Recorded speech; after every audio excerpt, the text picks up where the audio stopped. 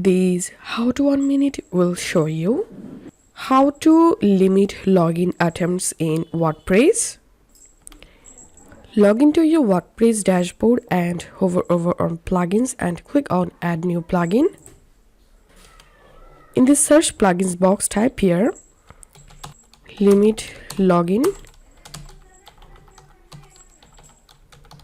attempts reloaded and search for it and install and activate this plugin. Once the plugin activated, click on limit login attempts and click on settings.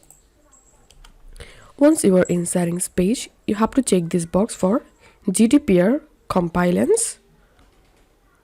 And now you can change the GDPR message here. Scroll down. Here, lookout, you can change the allowed retries amount. You can change the minutes lookout. Then click on save settings. Once done, I'm going to log out of my account. And now let's try to log into WordPress using a wrong password. And here we can see 3 attempts remaining showing up here. This is how we can limit login attempts in WordPress. If you find this video helpful, make sure to subscribe how to 1 minute. See you in the next video.